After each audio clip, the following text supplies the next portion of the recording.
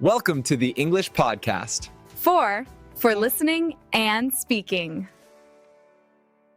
What happens when a government tries to silence an entire generation with one decision? Well, Emily, I think we're about to find out together, because that's exactly what many believe happened in Nepal recently. Welcome back to the English podcast for listening and speaking, everyone. I'm Emily. And I'm Brian, and today we're diving deep into something that's been shaking the foundations of Nepal.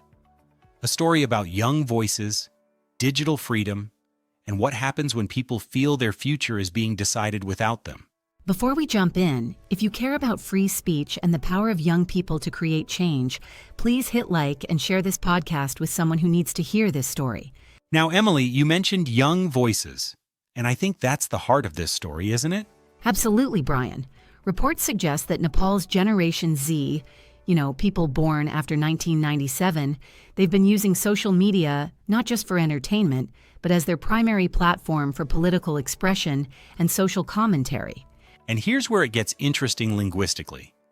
When Emily says reports suggest, she's using what we call an opinion starter. Instead of stating something as absolute fact, you can say, I believe, many people think, or reports suggest. It makes your English sound more thoughtful and less aggressive. Exactly. And I believe this generation in Nepal is different from previous ones because they grew up with smartphones and social media as their normal way of communicating. So according to various sources, these young Nepalis have been creating content, sharing memes, discussing politics, organizing events, basically living their social and political lives online. But then, many believe, the government decided that this digital freedom was becoming too powerful, too uncontrolled. And that's when things got complicated, because reports suggest there were attempts to regulate social media platforms, particularly the popular short video app that many young people use to express themselves. Brian, I think this is where we need to understand something crucial about modern protest movements. They don't start in the streets anymore. You're absolutely right. They start in comment sections, in shared videos, in hashtags that spread faster than any traditional organizing method ever could. And many people think that when you try to control these digital spaces, you're not just limiting technology, you're limiting people's ability to connect, to organize, to feel heard. So imagine you're 18, 19, 20 years old in Nepal. Your entire social world exists partially online. You use these platforms to discuss everything from job opportunities to political frustrations to creative expression. And then suddenly, according to various reports, there are discussions about restricting or banning the platforms that have become essential to your daily life and your voice in society. I believe this creates what sociologists call a perfect storm situation, when multiple frustrations combine to create something much bigger than the sum of their parts. Because it wasn't just about the apps. Was it Brian? Reports suggest that young people in Nepal have been dealing with unemployment, limited opportunities, and feeling disconnected from traditional political processes. Exactly. And according to some sources, when you combine economic frustration with feeling like your primary means of expression and organization might be taken away, that's when individual anger transforms into collective action. And this is where I want to pause and ask our listeners something really important. Do you think young people today are more powerful because of social media? Or are they more vulnerable because they depend on platforms they don't control? That's a fascinating question, Emily. And I think many people believe it's actually both. More powerful and more vulnerable at the same time. Think about it. In Nepal, reports suggest that young people were able to organize, share information, and build solidarity incredibly quickly using these digital tools. But at the same time, according to various sources, when those tools came under threat, it exposed just how dependent they'd become on platforms controlled by others. So we're going to explore this story together over the next hour. And I want you to keep that question in mind as we go deeper into what happened in Nepal and what it might mean for young people everywhere.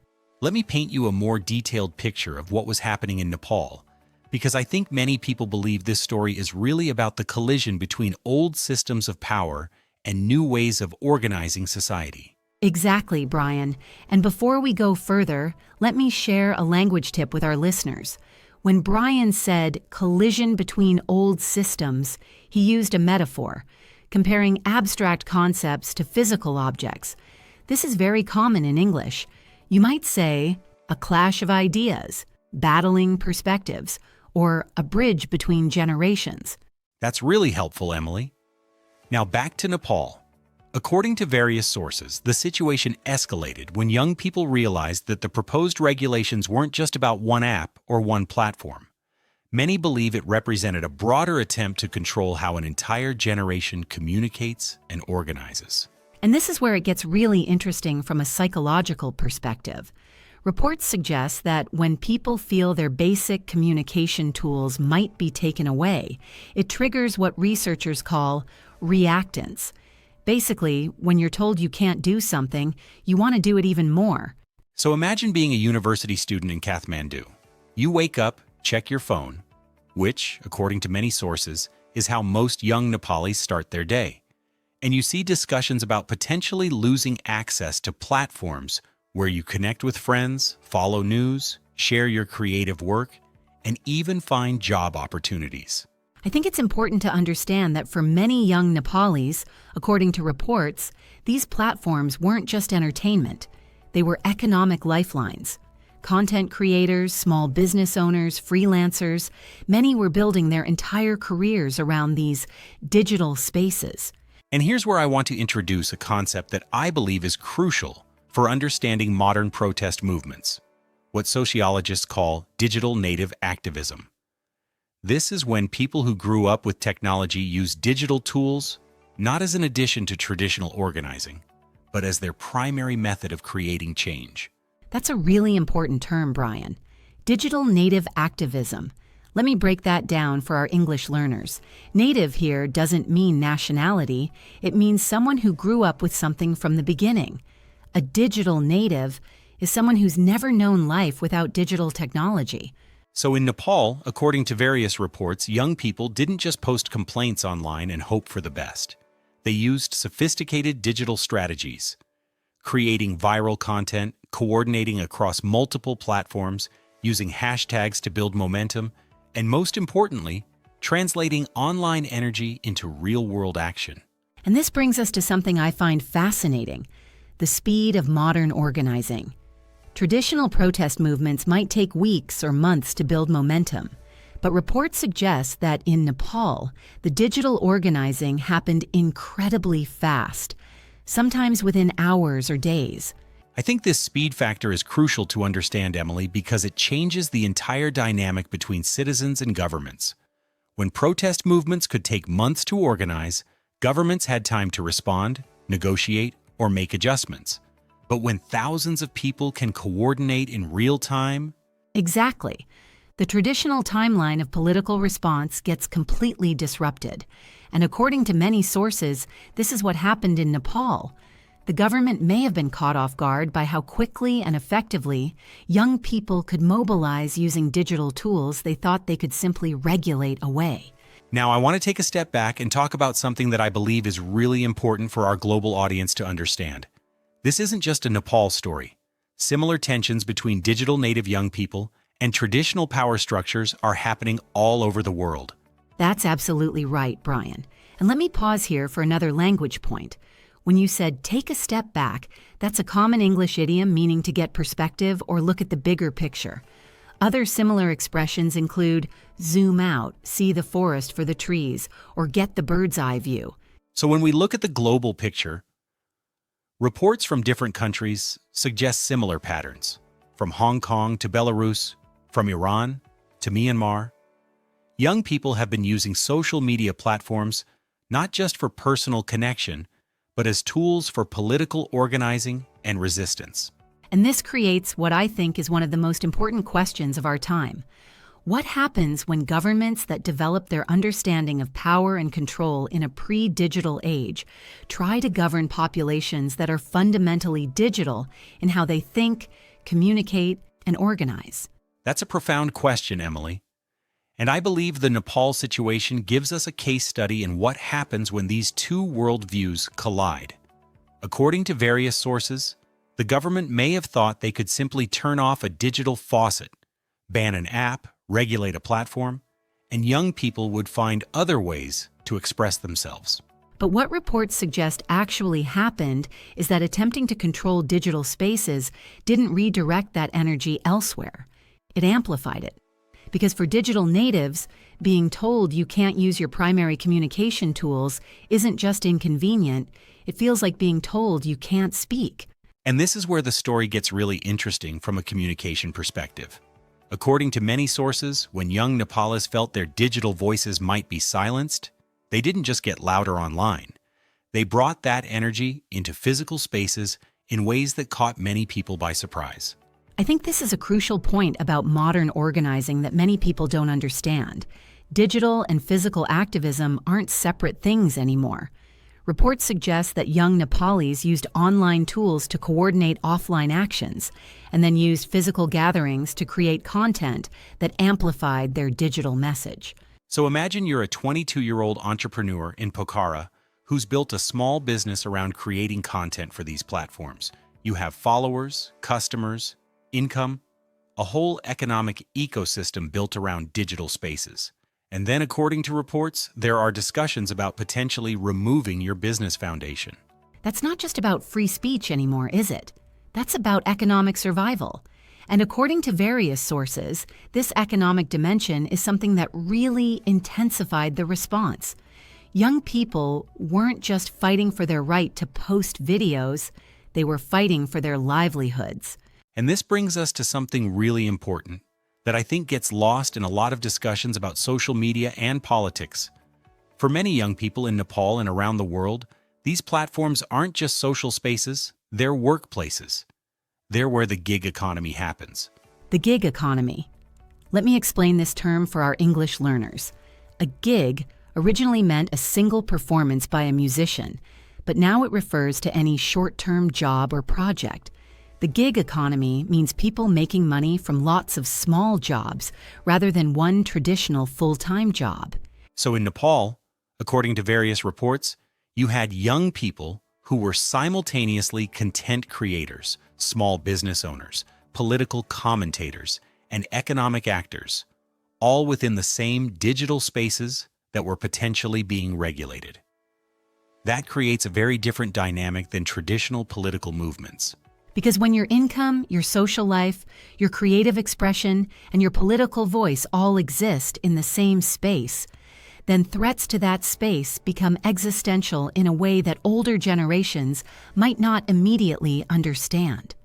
Reports suggest this is exactly what created the intensity of response in Nepal. And this brings us to what I think is really the heart of this story, a generational divide in understanding what freedom means in the 21st century. For many older politicians and decision-makers, freedom might mean the right to vote, the right to speak publicly, the right to assemble. But for digital natives, according to many sources, freedom also includes the right to create and share content, the right to build communities online, the right to earn income through digital platforms, and the right to use technology to organize and mobilize. These aren't luxuries. They're essential freedoms. So when reports suggest that Nepal's government was considering restrictions on these platforms, from a traditional perspective, this might have seemed like a reasonable regulatory decision. But from a digital native perspective, this felt like an attack on their fundamental way of existing in the world.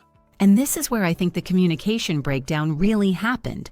According to various sources, there may not have been enough dialogue between decision makers and the young people who would be most affected, without understanding how deeply integrated these digital tools were into young people's lives.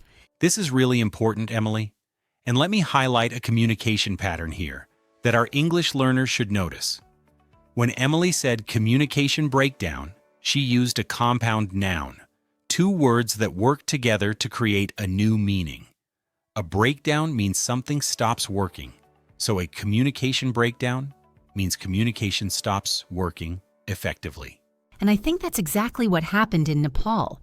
A communication breakdown between generations who literally think about and use communication tools in fundamentally different ways. reports suggest that this gap made it very difficult to find common ground or compromise. Now, I want to explore what might have happened differently, because I think this is important for understanding similar situations that might arise in other countries. What if, instead of attempting to regulate these platforms from the outside, governments tried to understand how young people actually use them? That's such an important question, Brian. Because according to many sources, when governments try to control digital spaces without understanding them, they often end up creating exactly the kind of resistance they were trying to prevent. It's like trying to stop a river by building a wall directly across it. I love that metaphor, Emily. The water doesn't just stop. It finds other ways around, often with more force and unpredictability than if you had worked with the natural flow. According to various reports, this seems to be exactly what happened with the digital organizing in Nepal. So let's imagine a different scenario. What if, instead of discussing restrictions, governments had reached out to young content creators, digital entrepreneurs, and online community leaders to understand their concerns and collaborate on solutions? That's a fascinating alternative approach, Emily, because reports from other countries suggest that when governments engage with digital communities as partners, rather than as problems to be solved, they often discover that young people have sophisticated ideas about responsible platform use and self-regulation. And this is where I want to introduce what I think is a crucial concept: digital citizenship. This isn't just about having rights in digital spaces, but also about having responsibilities. Many young people understand this balance better than adults often assume. Digital citizenship, that's such an important term. For our English learners, citizenship traditionally means your legal relationship with a country, but digital citizenship means how you behave responsibly in online spaces. It includes understanding privacy, respecting others, and using technology ethically. And according to various sources, young people in Nepal and other countries often have their own informal systems for moderating content, calling out harmful behavior, and promoting positive use of platforms. These organic systems of digital citizenship often work better than top-down regulations. So imagine if instead of trying to ban or restrict platforms, the Nepali government had convened forums where young content creators, platform users, and policymakers could discuss concerns together. Reports suggest this approach has worked in other countries to find solutions that respect both digital freedom and legitimate governance concerns. I think Estonia is a great example of this, Brian. According to various sources, Estonia has involved young people directly in digital policymaking, treating them as experts in digital culture rather than just consumers of technology. And this has led to policies that both protect digital rights and address legitimate concerns about platform misuse. Estonia is fascinating because, according to reports, they recognized early that digital natives aren't just users of technology, they're co-creators of digital culture. So instead of making policies about them, they make policies with them. And this collaborative approach has helped Estonia become a leader in digital governance. And this brings us to what I think is a crucial question for the Nepal situation and similar challenges worldwide. How do we move from seeing digital platforms as either completely unregulated spaces or spaces that need to be controlled, to seeing them as spaces that can be governed collaboratively? I think collaborative governance is really the key here, Emily, because reports suggest that in Nepal, as in many countries facing similar challenges, there's often a false binary, either complete digital freedom or complete government control. But what successful examples show is that there's a third way: collaborative governance, where all stakeholders work together. And let me point out another useful language pattern for our listeners. Brian just used what we call a false binary. That's when you're told there are only two choices when there are actually more options. You might also say false dichotomy or either-or thinking. Recognizing these patterns helps you analyze arguments more critically. So what would collaborative governance look like in practice? According to various sources, you might have young digital entrepreneurs sitting at the same table as government regulators, traditional business leaders, and civil society organizations, not to argue about restrictions, but to co-create solutions that address everyone's legitimate concerns. I think this collaborative approach is so important because it recognizes something crucial, that digital spaces aren't separate from society, they're part of society. And according to many sources, young people in Nepal and elsewhere often have the most sophisticated understanding of how these digital societies actually function. That's such an important point. And I want to explore what you mean by digital societies, because I think this is something that many traditional policymakers don't fully grasp. These aren't just apps or platforms, they're complex social ecosystems with their own norms, relationships, economies, and forms of governance. Exactly, Brian. So in Nepal, according to reports, when young people heard about potential platform restrictions, they weren't just worried about losing an app. They were worried about losing entire communities, business networks, creative collaborations, and social support systems that existed within these digital ecosystems. Let me give you a concrete example of what Emily means. Imagine a young artist in Lalitpur who uses social media platforms not just to share their work, but to connect with other artists, find clients, collaborate on projects, learn new techniques, and even provide mutual support during difficult times. That's not just using an app, that's participating in a digital community. And according to various sources, that young artist might have followers who depend on their content for inspiration, fellow artists who collaborate across different cities or even countries, and a network of relationships that have real economic and emotional value.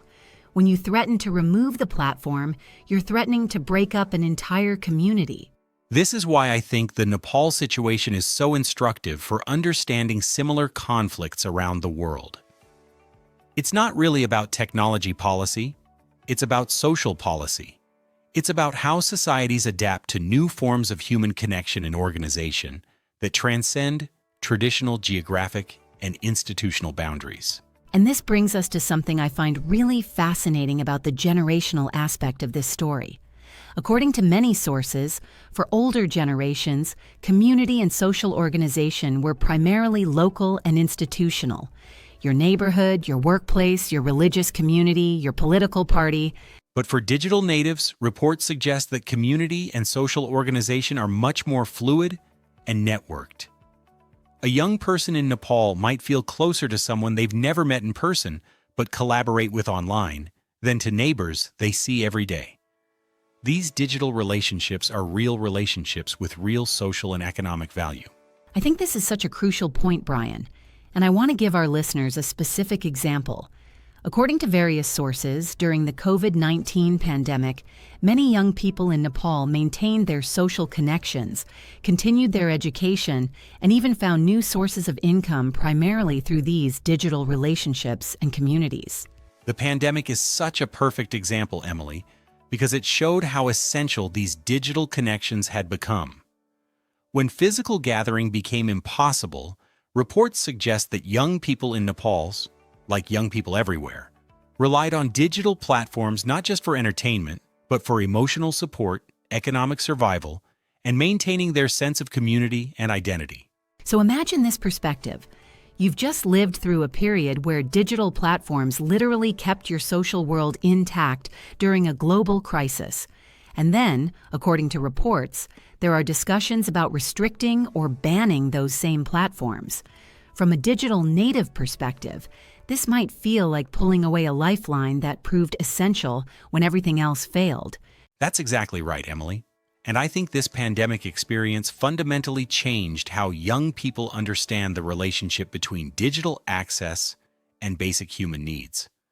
According to various sources, for many young Nepalis, digital platforms became essential infrastructure, as important as electricity or water, for maintaining their lives and livelihoods. Digital infrastructure. That's such an important concept, Brian. For our English learners, infrastructure refers to the basic systems and services that a society needs to function, like roads, bridges, power grids, and water systems. Digital infrastructure means the technology systems that enable digital life, internet access, platforms, and digital services. And when you start thinking about digital platforms as infrastructure rather than as optional entertainment, it completely changes the political equation. According to many sources, this is part of what made the response in Nepal so intense. Young people weren't just defending their right to be entertained, they were defending their right to participate fully in modern society. And this raises a really important question about digital inclusion and exclusion. Reports suggest that in many countries, including Nepal, there's a growing divide between those who have access to digital tools and communities and those who don't. And increasingly, that divide determines who can participate in economic, social, and political life. So from this perspective, according to various sources, when governments discuss restricting digital platforms, they're not just making technology policy, they're making decisions about who gets to participate fully in 21st century society. And I think this is something that young people understand intuitively, but that older policymakers might not immediately grasp. I think this intuitive understanding comes from lived experience. Many young people in Nepal, according to reports, have never known a world without digital connectivity. They've grown up watching opportunities, relationships, and entire careers develop through digital platforms. So digital access isn't theoretical for them. It's practical and essential. Let me give you another concrete example. According to various sources, a young entrepreneur in a rural area of Nepal might use digital platforms to sell handmade products to customers in urban areas, or even internationally. For them, these platforms aren't just social media. They're economic opportunity, market access, and pathway to financial independence. That rural entrepreneur example is so important, Brian, because it shows how digital platforms can actually reduce traditional geographic inequalities. Reports suggest that young people in remote areas of Nepal have used these tools to overcome barriers that previous generations couldn't. Distance from markets, limited transportation, lack of traditional business networks. So when you think about it from this perspective, according to many sources, digital platforms have become democratizing forces. They allow people to bypass traditional gatekeepers and create opportunities based on their skills, creativity, and hard work, rather than just their geographic location or family connections. Democratizing forces. That's such a powerful way to think about it, Brian. And let me explain this concept for our English learners.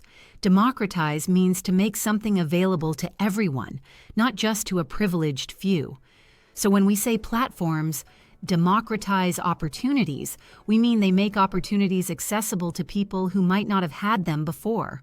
And according to various reports, this democratization effect is exactly what made many young Nepalis feel so strongly about potential platform restrictions.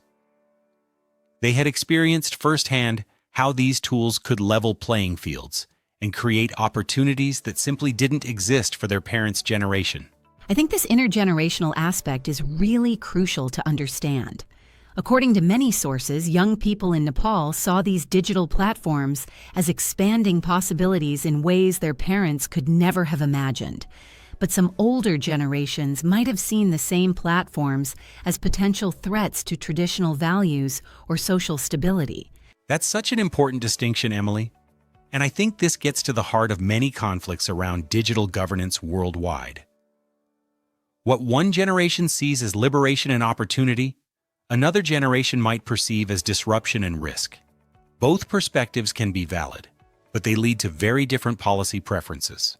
And this is where I think we need to examine the concept of risk more carefully, because reports suggest that when older generations in Nepal and elsewhere express concerns about digital platforms, they're often thinking about legitimate issues: misinformation, privacy, exploitation, social fragmentation. Absolutely, Emily. And I think this is where the complexity really emerges.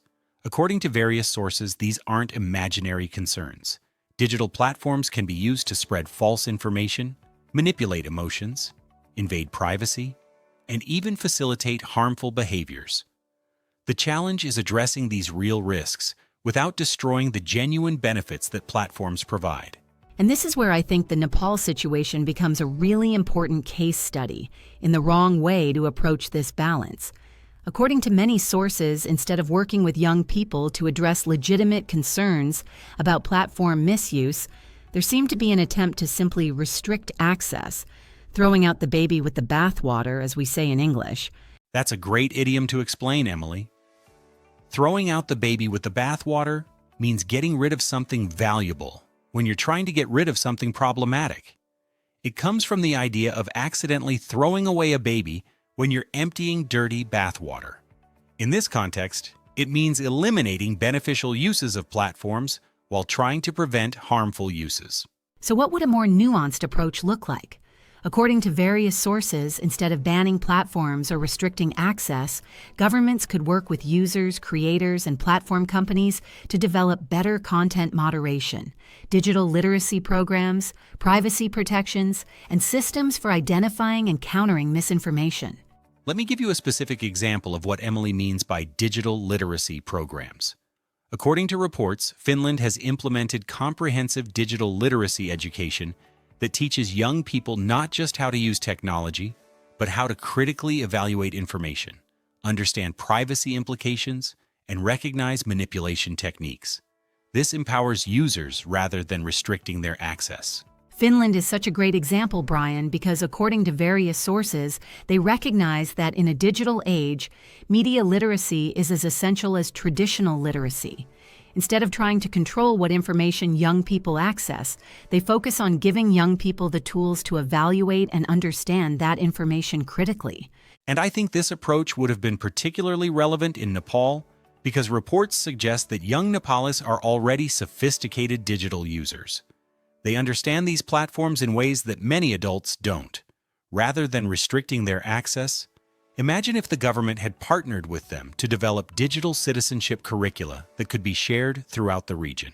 That partnership approach is so important, Brian, because according to many sources, when governments treat young people as partners in solving digital challenges rather than as problems to be managed, they often discover that young people have insights and solutions that adults might never have considered. For example, according to various sources, young people often develop informal but effective systems for fact-checking information within their communities, creating accountability mechanisms for content creators, and establishing cultural norms around respectful digital interaction. These organic solutions often work better than formal regulations because they come from within the community. I think this community-based approach is really crucial to understand. According to reports, young people in Nepal and elsewhere often police their own digital spaces more effectively than external authorities could, because they understand the context, the culture, and the consequences in ways that outsiders simply can't. This idea of digital self-governance is fascinating. According to various sources, when young people feel ownership over their digital spaces, they're more likely to take responsibility for maintaining positive, productive environments. But when they feel like those spaces are being controlled from the outside, that sense of responsibility can be undermined. That's such an important psychological insight, Brian, and it connects to a broader principle about human behavior. People are more likely to follow rules and norms that they help create than rules imposed on them. According to many sources, this is why participatory approaches to digital governance tend to be more effective than top-down regulatory approaches. So imagine if Nepal had taken this participatory approach from the beginning. Instead of discussing restrictions on platforms, what if they had convened youth councils, digital creator forums, and citizen advisory groups to discuss both the benefits and risks of digital platforms, and to co-develop solutions that address everyone's concerns? I think such forums could have produced really innovative solutions. According to various sources, when you bring together diverse stakeholders, young creators, government officials, educators, business leaders, civil society organizations, you often get creative approaches that none of them would have developed alone. For example, according to reports from other countries that have tried this approach, these collaborative forums have produced solutions like community-moderated content guidelines, peer-to-peer digital literacy training programs, transparent algorithms for content promotion, and even new economic models that fairly compensate digital creators while addressing platform dependency concerns. Those are all really innovative approaches, Brian, and what I find most encouraging about them is that they address legitimate concerns about digital platforms without sacrificing the benefits that make these platforms so valuable to young people. They're solutions that grow from understanding rather than fear. Understanding rather than fear. That's such an important distinction, Emily. And I think this gets to something really fundamental about governance in the digital age. According to many sources, fear-based approaches to new technology often end up being counterproductive, while understanding-based approaches create space for genuine solutions to emerge. Let me give our listeners a way to think about this distinction. Fear-based approaches to digital platforms often ask, how do we stop the bad things from happening? Understanding-based approaches ask, how do we maximize the good things while minimizing the bad things? It's a completely different starting point that leads to completely different solutions. And those different starting points lead to completely different policy tools. According to various sources, fear-based approaches tend toward restriction, surveillance, and control. Understanding-based approaches tend toward education, collaboration, and empowerment. The outcomes are dramatically different. So let's apply this thinking to Nepal specifically. If we had taken an understanding-based approach, what might we have discovered about how young Nepalis were actually using these digital platforms? According to various sources, we might have found that they weren't just consuming content. They were creating sophisticated social and economic systems. That's a crucial insight, Emily. According to reports, if researchers had studied how young Nepalis were using these platforms before attempting to regulate them, they might have discovered peer support networks for mental health, informal educational systems, local business cooperatives, and even innovative models for community organization that could have informed better policy approaches. I think those are really important examples, Brian. Let me focus on the mental health aspect for a moment. Because according to various sources, young people in Nepal and around the world have been creating informal but effective mental health support systems through digital platforms, sharing resources, providing peer support, and even developing innovative approaches to wellness that mental health professionals are now studying. This is fascinating, Emily, because according to many sources, traditional mental health services in many countries, including Nepal, may not be easily accessible to young people due to cost, stigma, or geographic barriers. But reports suggest that young people have created digital spaces where they can access peer support, share coping strategies, and build communities around wellness in ways that complement and sometimes even enhance traditional therapeutic approaches. So imagine if, instead of attempting to restrict platforms, Nepal had partnered with young people to study and strengthen these organic support systems. According to various sources, they might have discovered that young Nepalis had already developed solutions to problems that traditional institutions were still struggling to address. And let's talk about those informal educational systems you mentioned, Emily. According to reports, young people in Nepal and globally have been creating incredibly sophisticated learning networks on these platforms, sharing knowledge, teaching skills, and even developing new pedagogical approaches that educators are now incorporating into formal curricula. Pedagogical approaches. Let me explain that term for our English learners. Pedagogy means the method and practice of teaching. Pedagogical approaches refers to different ways of teaching and helping people learn. So Brian is saying that young people have invented new ways of teaching that are now being used in schools and universities. For example, according to various sources, young people have pioneered micro-learning through short video content, peer-to-peer skill sharing across geographic boundaries, collaborative problem-solving in real time, and what educators call learning by teaching. Where creating content for others becomes a powerful way to deepen your own understanding. So in Nepal, instead of viewing digital platforms as potential problems to be regulated, what if the government had seen them as laboratories for educational innovation? According to many sources, they could have partnered with young creators to develop digital literacy curricula, supported peer-to-peer learning networks, and even integrated these platforms into formal educational strategies. And Brian mentioned business cooperatives. This is another area where understanding-based approaches could have revealed incredible innovation. According to reports, young people in Nepal have been developing new economic models through digital platforms, collective funding systems, resource-sharing networks, and collaborative business structures that traditional economists are now studying as models for sustainable development. These economic innovations are really fascinating, Brian. According to various sources, young people have been experimenting with models like group buying to reduce costs for rural communities, collaborative marketing where small businesses support each other's growth, and even alternative currency systems based on skill sharing rather than traditional money. These could be models for more sustainable economic development. What strikes me about all these examples, Emily, is that they demonstrate something really important. Young people weren't just passive consumers of digital platforms. According to many sources, they were active innovators, creating solutions to real problems in their communities. And this innovation was happening organically, without top-down direction or control. That organic innovation is so crucial, Brian.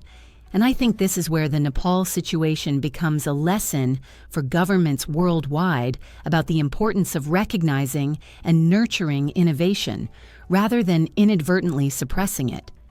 According to various sources, when young people feel supported in their innovative use of technology, they become partners in solving social problems. But when young people feel like their innovations are being threatened or dismissed, according to many reports, they can become opponents of government policy rather than collaborators. And this is exactly what seems to have happened in Nepal. Potential partners in innovation became protesters against restriction. So what does it take for governments to become effective partners with digital natives rather than adversaries?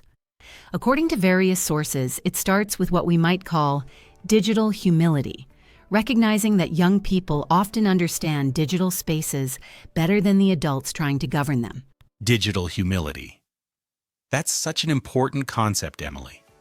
And I think it means acknowledging that expertise in digital governance doesn't just come from traditional political or academic credentials. According to many sources, the people who have lived their entire lives in digital environments often have insights about how those environments work that can't be learned from books or reports.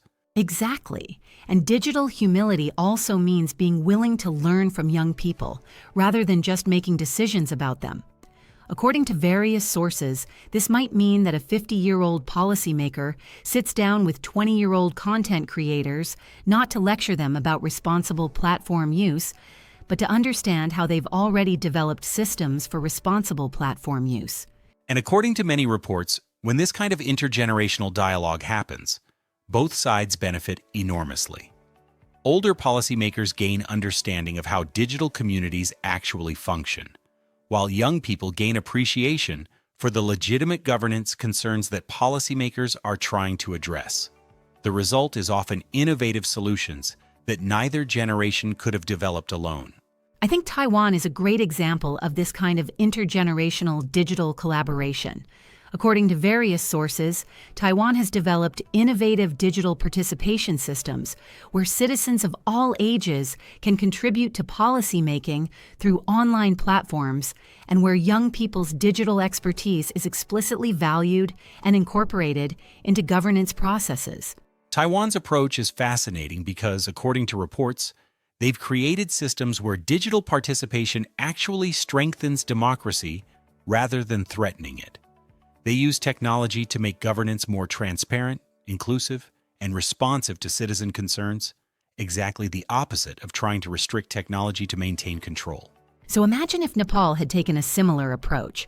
Instead of viewing young people's digital organizing capabilities as a threat to democratic stability, what if they had seen it as an opportunity to make democracy more vibrant and participatory? According to various sources, they could have channeled that organizing energy into positive democratic participation. Think about the possibilities, Emily. Young Nepalis had already demonstrated their ability to coordinate quickly, share information effectively, and mobilize around shared concerns. According to many sources, these are exactly the skills that healthy democracies need: an engaged, informed, and active citizenry capable of participating in democratic processes. Exactly, Brian. So instead of attempting to restrict the platforms where young people were developing these civic skills, Nepal could have created official channels for that civic energy. Digital town halls, online policy consultations, youth advisory councils with real decision-making power, and platforms for citizen-led policy proposals. And according to various sources, when governments create these kinds of constructive channels for youth civic engagement, young people often surprise adults with their thoughtfulness, their practical solutions, and their commitment to the common good. The energy that might otherwise be channeled into protest gets channeled into constructive participation.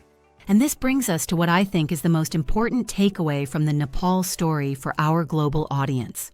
The conflict wasn't really about technology or regulation. It was about different visions of what democracy looks like in the 21st century. According to various sources, young people were demanding a more participatory, more inclusive, more digitally integrated form of democratic engagement. That's such a powerful way to frame it, Emily. And I think this vision of digitally integrated democracy is something that governments around the world are going to have to grapple with, whether they want to or not. According to many reports, digital natives aren't going to accept governance systems that exclude or marginalize their primary methods of communication and organization. So, as we wrap up this extensive exploration of what happened in Nepal and what it means for digital democracy worldwide, I want to leave our listeners with this thought. The story we've told today isn't really about Nepal, and it isn't really about social media platforms. It's about the future of human organization and governance in an interconnected world. And I think the choice that societies face, not just Nepal, but societies everywhere, is whether they want to be part of shaping that future or whether they want to try to resist it. According to various sources, the societies that figure out how to harness the innovation and energy of their digital natives while addressing legitimate concerns about digital spaces, those are the societies that will thrive in the 21st century.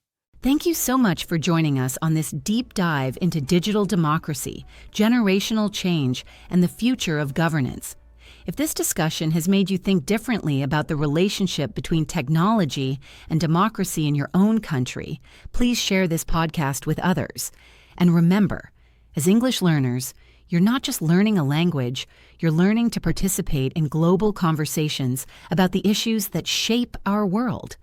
Until next time, I'm Emily, and this has been the English podcast for listening and speaking.